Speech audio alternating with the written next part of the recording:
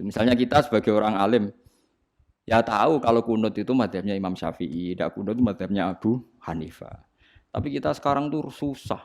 Kunut ora kunut Muhammadiyah. Yo repot kita sebagai wong alim ora roh kang ngono iku.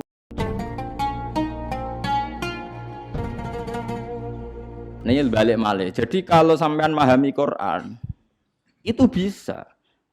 Buktine tiang kafir yang berdua itu sering Islam mergo ngrungokno wacanan Quran termasuk Sayyidina Umar bin Khattab.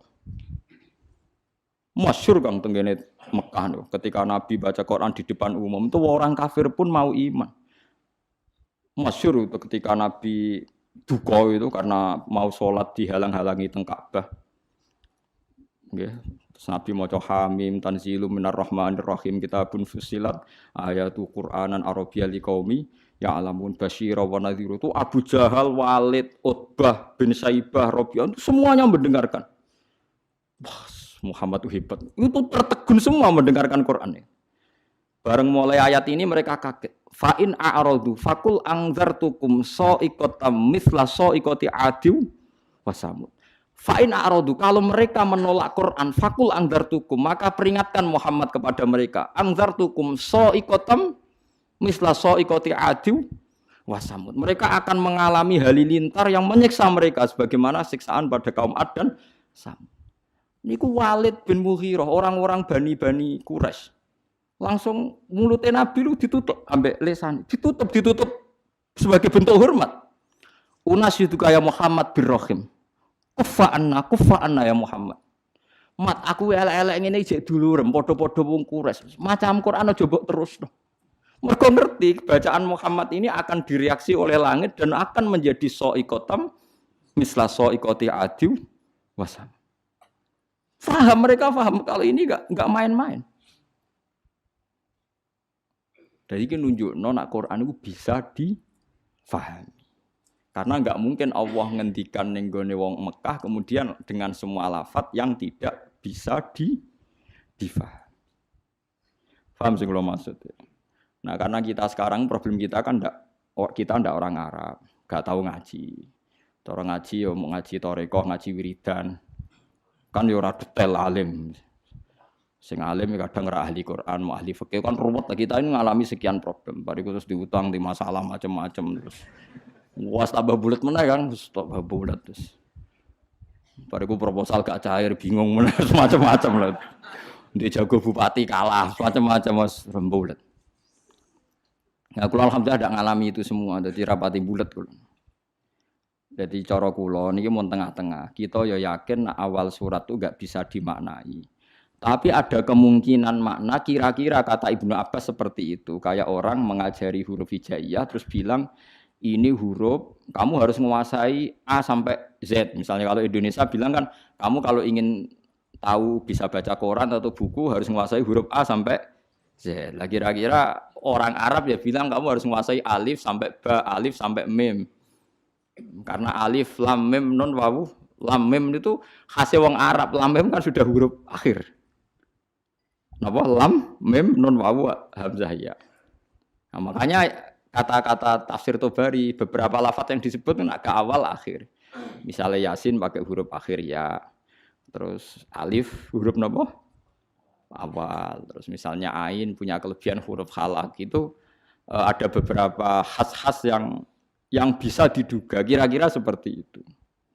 Ya kira-kira seperti itu. Meskipun tidak ada al-ma'nal murad, makna yang dikehendaki. Yang dikehendaki ya majmu'nya tadi. Kalau kamu ingin baca koran atau baca buku, maka kamu harus menguasai A sampai Z. Maksudnya A sampai Z bukan ABC sampai Z. Ya kira-kira seperti itu. Ya, maksudnya maknanya adalah ya rangkaian yang bisa disusun menjadi kalimat atau kata-kata. Paham sih kalau maksudnya? Nah, jadi cuma tafsir Jalalain karena dia tafsir ringkas, dia tidak mau resiko. Kira-kira penggemar sampean-sampean ini kiai, jadi pokoknya Allahu a'lamu bimuradihi bidzalik. Ngono ae kok repot pokoke mulai ngarep nganti guri. Nah, tapi sebenarnya Imam Suyuti itu hanya ketika ngarang Jalalain bilang begitu. Di kitab-kitab yang lain yang besar enggak seperti ini. Nah, karena jenengan enggak punya kitab itu ya milih yang punya saja gitu. Bismillah iki wae kok repot apa? kok repot ya milih sing apa alam napa fi muradihi fi dzalik. Dadi paham gitu. Terus niki peringatan nggih jenengan kula terus Quran itu bisa dijelaskan. Lan ngantos sak mangke niku tiang-tiang kafir sekalipun mboten saged Kang. Seperti kemarin saya melihat berita-berita di Inggris di Vatikan seperti itu. Barokah Quran bahasa Arab niku sudah luar biasa. Makanya kata pakar-pakar dunia sekarang kan banyak pakar-pakar yang pinter bahasa Inggris yang ngajar S3 di Belanda, di McGill, di Kanada. Itu sekarang tuh paling bangga kan. Quran ijek bahasa Arab paling bangga. Karena misalnya nyari manuskrip atau yang asli dari teks Injil yang bahasa Ibrani sudah kesulitan. Injil tertua ditemukan tuh 400 tahun Masehi. Padahal Yesus itu 2000 tahun yang lalu. Sementara Quran sekarang sudah 1437, masih bahasa Arab. Jadi gampangane cara nerangno Quran itu gampang. Muhammad wong Arab, kalamu bahasa Arab. Lah misalnya kan nerangno, Yesus iku wong Ibrani, Injile bahasa Indonesia. Basa Jawa. Kok ning Papua ya basa. Wong kon golekno sing bahasa Ibrani ndi, pokoke ono. Lah yo ning ndi pokoke ono. Lah lucune dicari di Ibrani saja di Israel sana. Yo wis ra ono sing ning negara bahasa Ibrani wae. Lah yo barokah je asli wae, sekedar asli bahasa Arab wae wis ketok asline, paham lho maksud. Paham ya? Apalagi sejarah dokumentasi itu mulai turun sampai sekarang dimusafkan sehingga ada bukti otentik napa di musaf. Mun kula saiki tak nerangno wa yuqimuna shalat. Salat ya sama. Salat itu apa? Ya salat itu ya baca Fatihah bahasa Arab Kang aja koyo wingi sing wong iki Malang tadi sing basa Jawa. Malang apa Jombang? Malang. Kula paling tak kenang salat bahasa Arab niku tak eling niku seorang wartawan. Wartawan ngeliput kerusuhan Gaza Palestina nih. Dia itu bisanya bahasa Inggris, dijak bahasa Arab ora iso. Sing ngomong wong Arab jurnalis Arab. Nah, kalau dia ngomong minta Inggris karena dia tidak bisa bahasa Arab. Walhasil ya sudah seperti itu. Suatu saat sholat maghrib, si wartawan tadi ngimami maghrib, ngimami ya fasih deh. Bismillahirrahmanirrahim. Ada saldo ini tradisi ini. NU maca kabiron rodok banter.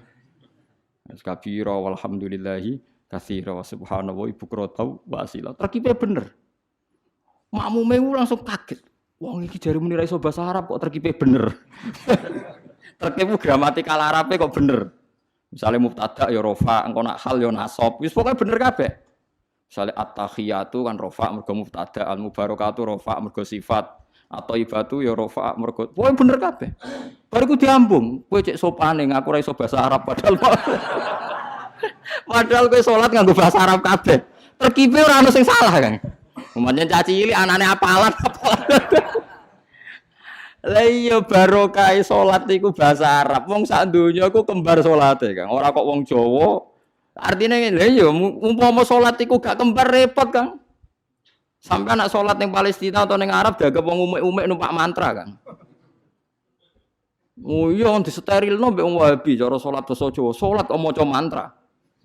Tapi barokah salat ku bahasa Arab wong Jawa sing ra paham lah ya muni alhamdulillahirabbil alamin arrahmanir. Meskipun kadang salah tempat nangisnya, gak masalah kan. Saya kan roh arti ini, pas fabasyirhu bimaghfirati wa ajrin karim nangis, waduh, wong Arabe bingung fabasyirhu kok nangis. Padahal maknane fabasyirhu berilah berita gembira. Terus gak masalah, salah nangis juga masalah. Yang penting kan tetap napa? Bahasa Arab. Ya paling problemnya kan salah nangis wae misalnya gak pas no posisi nangis iku ora pas. Mulane ora usah nangis Kang, nek maca Quran ning Arab ngrungokno makmum ora usah nangis. Kadang imame maca ayat tentang berita gembira, mulane tenang ae. Timbang nangis keliru, guyu keliru wis menang ae. Saya sukut salamah supaya menang iku selamat. Ora usah ngambil apa sikap. Ape guyu nang ayat susah, ape susah kok nang ayat bunga wis menang ae wis. Jadi cara kula ijtihad ana Quran kemungkinan napa mau salat kemungkinan basa Jawa bahasa Indonesia itu ngeri sekali. Bagaimanapun kita dengan firqah apapun itu enggak beda dalam hal masalah napa salat. Sholat tuh sama semua. Sak dunya sami. Paling kadang-kadang wong NU nyoal sudes ra maca bismillah seperti itu. Paling kan debatnya kan debat-debat kecil perkara napa? Perkara napa? Bismillah. Kok paling ketua KBI bilang, "Yo maca tapi ra banter." Sing wis mbok pilih oleh jawab terserah. Tapi kalau nanti teng burine pas iku ya ora krungu padahal nganggo mic. Mulane kula tapi sudes nanti diundang teng Surabaya maca bismillah. Ya sudes yang terkenal teng Masjid Akbar Surabaya maca bismillah.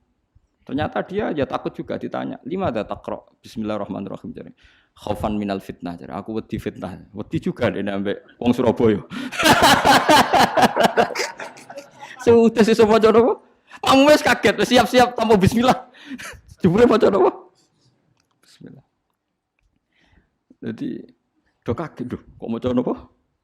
Bismillah. Ya bagus lah. Belum napa maca napa?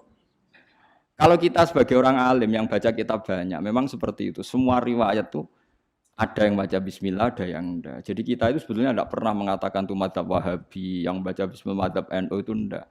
Kita sebagai orang alim tuh di atas periode itu, kita tahu riwayatnya itu. Misalnya kita sebagai orang alim, ya tahu kalau kunut itu madzhabnya Imam Syafi'i, tidak kunut itu madzhabnya Abu Hanifah.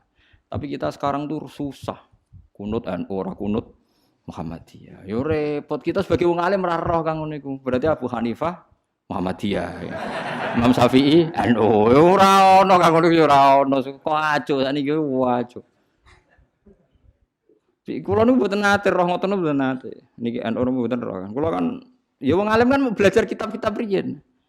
Misalnya ada tabi'in, anaknya baca bismillah terus dimarahi sama bapaknya. Jong shallaitu khalfa Abi Bakrin wa shallaitu khalfa Umar.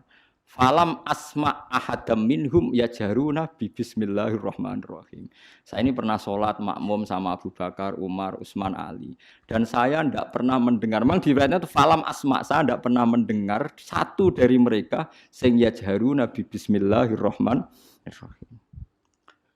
Tapi dalilnya Imam Syafi'i tidak seperti itu. Ketika Nabi cerita, saya ini diajari Jibril surat Fatah. Faqara'a bismillahirrahmanirrahim inna fatahna laka fatham mubina. Nah, soal riwayat yang tadi falam asma itu dugaannya Imam Syafi'i saya tidak mendengar. Tidak mendengar itu kan tidak ada jaminan imam tidak baca. Mungkin dia di belakang atau pendengarannya kurang baik.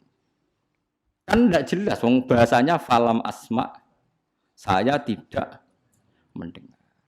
Sehingga biar tidak resiko kata Imam Syafi'i ya baca saja bismillah orang modal wae orang bayarnya kok gegere ra karuan dari Imam Syafi'i ya sudah baca bismillahirrahmanirrahim. Tapi Arab Saudi ono apike Kang, saya pernah diskusi sama ulama-ulama Arab Saudi. Khusus Fatihah, kalau sama enggak percaya nanti setelah ngaji saya lihat Quran terbitan Arab Saudi mushaf terbitan Arab Saudi. Khusus Fatihah itu bismillah itu ditulis ayat 1. Alhamdulillah ayat 2. Artinya kalau bismillah ditulis ayat 1, alhamdulillah ayat 2, berarti bismillah itu bagian yang enggak terpisahkan dari Fatihah. Khusus Fatihah loh Kang. Kalau selain Fatihah enggak bismillah itu enggak dikasih apa? Nomor. Kalau khusus Fatihah itu bismillah dikasih 1, alhamdulillah 2. Lha iku hebate pemerintahan Arab Saudi. Masya ngono lah dekne tunduk mek riwayat. Piye-piye bismillah iku istilah pangeran iku walaqad atainaka sab'am minal masani. Bismillah ning gone Fatihah iku kudu 7. Nah, 7 gelem ra gelem kan bismillahirrahmanirrahim 1. Alhamdulillahirabbil alamin arrahmanirrahim maliki yaumiddin iyyaka na'budu wa iyyaka nasta'in ihdinas siratal mustaqim siratal ladzina an'amta 'alaihim ghairil maghdubi 'alaihim waladdallin. Mergo nek ning ngurangi bismillah bingung golek nanti sing 7. Nah, makanya saya berharap yang ngaji saya di sini biasa mawon menyangkut bismillah. Lah nak surem macane Quran sing murattal teng sidi-sidi lucu. Dadi ra gelem maca bismillah tapi kok angger beda surat ana sing maca napa? Bismillah. Lah suarane tapi beda. Sudah sing ngoten dadi ana sing urun napa? Bismillah. Dadi dekne dhewe mau maca tapi wong liya kon maca. Maksudnya piye ora roh. Tapi ya itu tadi baiknya ijma seperti itu. Quran Arab Saudi sekalipun itu setiap awal surat ya diterterakan apa? Bismillah. Meskipun gaya mereka kalau baca tidak dibaca, tapi di mushafnya tetap ditulis bismillah. Itu pentingnya wong alim kan. Jadi sampean tahu sebetulnya enggak se-ekstrim itu yang dibayangkan orang-orang. Ono khilaf sitok maca bismillah sitok ora. Wah amatir kan. Mboten seperti itu. Tak jamin antar ulama itu tidak ada masalah. Sing terkait napa? Bismillah. Karena riwayatnya itu falam asma ahadam minhum. Saya itu ya saya tidak mendengar. Karena dalam fikihnya itu tak warai Kang, sampean ben fanatik mazhab Syafi'i. Sebenarnya Imam Syafi'i itu ya manusia, sampean bisa tidak cocok. Tapi masalahnya kan otaknya jauh. Otaknya jauh, ilmunya jauh. Sekarang saya tanya, khutbah itu syarat sahnya Jumatan orang berapa dalam mazhab Syafi'i? 40. Syaratnya orang 40 itu dengar khutbah atau imam mendengarkan khutbah? Enggak, sampean saya tanya. Imam memperdengarkan khutbah atau orang 40 dengar khutbah? Loh beda. Makanya harus ngaji itu serius. Ngaji mondok rahatam gitu. Misalnya saya jadi imam, khotib. Yang dengarkan saya orang 40. Bisa saja yang dua itu kopok. Tidak dengar memang karena kopok. Atau yang 4 omong-omongan, nggak ngurusi. Tapi imam tetap dengan suara yang pengandaiannya orang normal itu dengar. Makanya kata fikih-fikih Syafi'i, wa yajibu isma'u arba'in wa illam yasma'u fi'lan. Yang penting seorang khotib memperdengarkan suaranya yang andekan dalam keadaan normal orang 40 itu dengar. Wa illam yasma'u mersi pun hakikat mereka tidak dengar. Karena mungkin omong-omongan, ada suara mobil, bising, tidur, gosip, macam-macam. Makanya itu perdebatan fikih. Yang wajib tuh isma'u arba'in atau sama'ul arba'in. Memperdengarkan atau hasil apa? Dengar. Lah baca bismillah ya seperti itu. Yang penting itu imam membayangkan mereka dengar atau hasil dengar. Paham sih kalau maksudnya? Makanya perdebatan fikih itu pasti seperti itu. Misalnya seorang guru. Sementing seorang guru atau kiai itu memahamkan. Dia sudah pakai bahasa yang baik, intonasi yang baik. Apa hakikatnya mesti Anda paham? Kan enggak juga. Mungkin wis mbulet mikir tanggal, wedi bayar BPKB sesuk macam-macam ono ngaji wis mbah. Sembang sumpah ngaji ngono sumpah. Tapi ketika seorang guru dengan standar yang baik metodologinya disebut mufhim, memberi pemahaman. Meskipun yang mendengar tidak paham. Atau orang lain tuh paham, padahal gurunya buruk. Karena otaknya sudah baik. Omongan keliru paham. Wah itu malah hebat. Macam wis pinter. Lah ya makanya jadi perdebatan dalam mazhab Syafi'i. Ya, perdebatan ulama sampai seperti itu. Dalam khutbah itu yang penting orang 40 dengar atau yang penting adalah khotib memperdengarkan. Paham kalau maksudnya? Jadi itu beda.